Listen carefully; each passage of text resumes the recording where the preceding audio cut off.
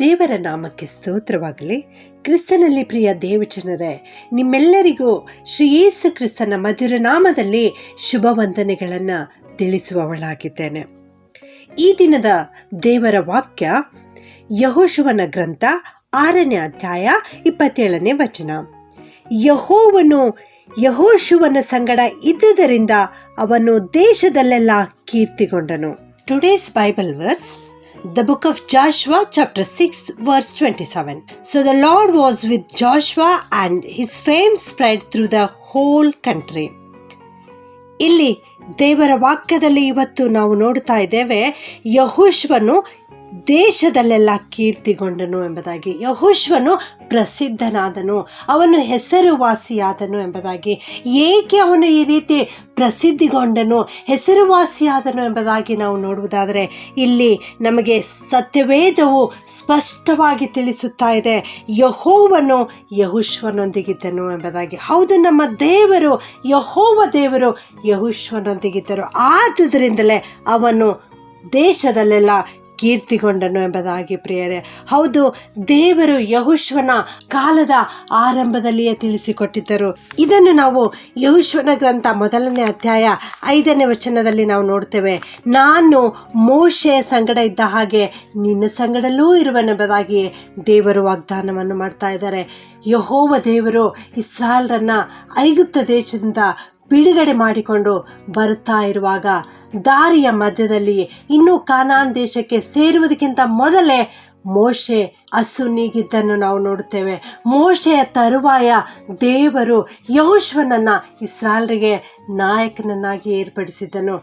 ಆಗ ಯೆಹೋಶುವನು ಇನ್ನೂ ಯವನಸ್ಥನಾಗಿದ್ದನು, ಅವನಿಗೆ ಜ್ಞಾನವಿಲ್ಲದವನಾಗಿದ್ದನು, ಅವನಲ್ಲಿ ಧೈರ್ಯವಿಲ್ಲದಾಗಿತ್ತು. ಇಷ್ಟು ದೊಡ್ಡ ಜನಾಂಗ, ಹೇಗೆ ಇವರನ್ನು ನಾನು ಕರೆದುಕೊಂಡು ಹೋಗಲಿ ಎಂಬುದಾಗಿ ಅವನು ಭಯಪಡುತ್ತಾ ಇದ್ದನು.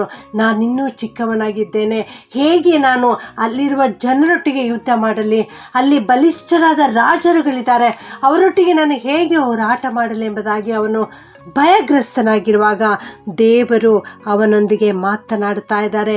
ನಾನು ನಿನ್ನನ್ನು ಕೈ ಬಿಡುವುದಿಲ್ಲ, ನಾನು ನಿನ್ನನ್ನು ತೊರೆಯುವುದಿಲ್ಲ ಎಂಬುದಾಗಿ ದೇವರು ಹೇಳಿದ್ದಾರೆ.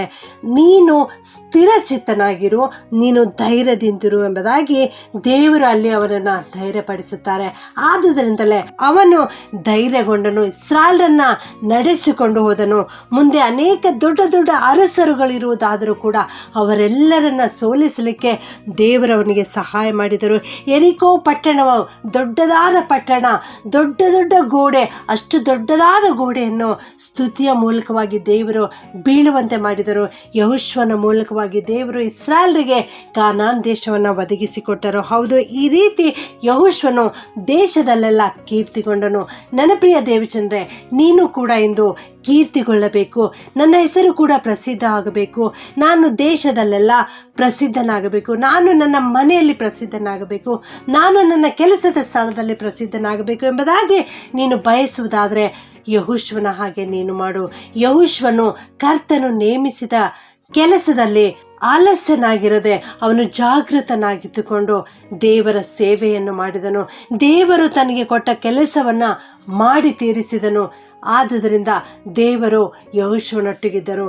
ನೀನು ಕೂಡ ದೇವರನ್ನು ಸ್ಮರಿಸುವಂಥವನಾಗಿರು. ದೇವರು ನಿನ್ನ ಜೀವಿತದಲ್ಲಿ ಕೊಡೋ ವಾಗ್ದಾನಗಳನ್ನು ಖಂಡಿತವಾಗಿಯೂ ನಿನಗೆ ನೆರವೇರಿಸಿ ಕೊಡುತ್ತಾರೆ. ನೀನು ಆ ವಾಗ್ದಾನಗಳನ್ನು ನಂಬು. ನಮ್ಮ ದೇವರು ವಾಗ್ದಾನಗಳನ್ನು ಕೊಟ್ಟು ನೆರವೇರಿಸುವಂಥ ದೇವರು. ನಮ್ಮ ದೇವರು ಸರ್ವಶಕ್ತನಾದ ದೇವರು. ಆತನು ನಿನ್ನನ್ನು ಎಂದಿಗೂ ಕೈ ಬಿಡುವುದಿಲ್ಲ, ಎಂದಿಗೂ ತೊರೆಯುವುದಿಲ್ಲ. ಇಂದಿನಿಂದ ದೇವರ ವಾಕ್ಯವನ್ನು ನೀನು ನಂಬು. ದೇವರು ಖಂಡಿತವಾಗಿಯೂ ನಿನ್ನನ್ನು ಆಶೀರ್ವದಿಸಿ ನೀನು ಪ್ರಸಿದ್ಧನಾಗುವಂತೆ ಮಾಡುತ್ತಾರೆ. ಪ್ರಾರ್ಥನೆ ಮಾಡಿಕೊಳ್ಳೋಣ. ಸರ್ವಶಕ್ತನಾದ ದೇವರೇ, ಜೀವ ಸ್ವರೂಪನಾದ ದೇವರೇ, ನಿಮಗೆ ಸ್ತೋತ್ರ ಉಂಟಾಗಲಿ ತಂದೆಯೇ. ಅಪ್ಪ, ಅಂದು ಯೆಹೋಶುವನೊಟ್ಟಿಗಿದ್ದು ನೀನು ಅವನನ್ನು ಆಶೀರ್ವದಿಸಿದ್ದೀರಿ, ಅವನ ಹೆಸರು ಕೀರ್ತಿಗೊಳ್ಳುವಂತೆ ಮಾಡಿದ್ದೀರಿ ತಂದೆಯೇ. ಅದಕ್ಕಾಗಿ ಸ್ತೋತ್ರ. ಆರಂಭದಲ್ಲಿ ಅವನ ಜೀವಿತದಲ್ಲಿ ಕೊಟ್ಟಿರುವ ವಾಗ್ದಾನದ ವಾಕ್ಯವನ್ನು ನೀನು ನೆರವೇರಿಸಿದ್ದಿ ಸ್ವಾಮಿ, ನಿನಗೆ ಸ್ತೋತ್ರ. ಅವನ ಮೂಲಕವಾಗಿ ಅನೇಕ ರಾಜರುಗಳು ಬೀಳುವಂತೆ ಮಾಡಿ ಕಾನಾನ್ ದೇಶ ಇಸ್ರಾಯೇಲರಿಗೆ ಒದಗಿಸಿಕೊಟ್ಟಿದ್ದೇವಾ, ಅದಕ್ಕಾಗಿ ನಿನ್ನನ್ನು ಕೊಂಡಾಡುತ್ತೇವೆ ಸ್ವಾಮಿ. ಈ ವಾಕ್ಯ ಕೇಳಿಸಿಕೊಳ್ಳುತ್ತಿರುವ ಪ್ರತಿಯೊಬ್ಬೊಬ್ಬರನ್ನು ಆಶೀರ್ವದಿಸು ಕರ್ತನೆ. ಅವರ ಜೀವಿತದಲ್ಲಿ ಇಂದು ಅವರು ಯಾವ ವಿಷಯಗಳಿಗಾಗಿ ಪ್ರಾರ್ಥನೆ ಮಾಡ್ತಾ ಇದ್ದಾರೋ ಕರ್ತನೆ, ಅದನ್ನು ನೀನು ಕೇಳಿಸಿಕೋ ಸ್ವಾಮಿ. ಅವರ ಹೆಸರು ಪ್ರಸಿದ್ಧಿ ಆಗಲಿಕ್ಕಾಗುವಂತೆ ಕೃಪೆ ಮಾಡುವ. ಅವರೊಂದಿಗೆ ನೀನಿರು ಸ್ವಾಮಿ. ನಿನ್ನ ಅನುಗ್ರಹ ಅವರೊಟ್ಟಿಗೆ ಇರಿಸು ಕರ್ತನೆ. ಅವರು ಕೈ ಹಾಕುವ ಕೆಲಸಗಳೆಲ್ಲವನ್ನು ಸಫಲ ಮಾಡುವ. ಅವರನ್ನು, ಅವರ ಕುಟುಂಬ, ಮಕ್ಕಳೆಲ್ಲರನ್ನು ಆಶೀರ್ವದಿಸಬೇಕಾಗಿ ಈ ಪ್ರಾರ್ಥನೆಯನ್ನು ಯೇಸುವಿನ ನಾಮದಲ್ಲಿ ಪ್ರಾರ್ಥಿಸಿ ಬೇಡುತ್ತೇನೆ ತಂದೆಯೇ. ಆಮೆನ್.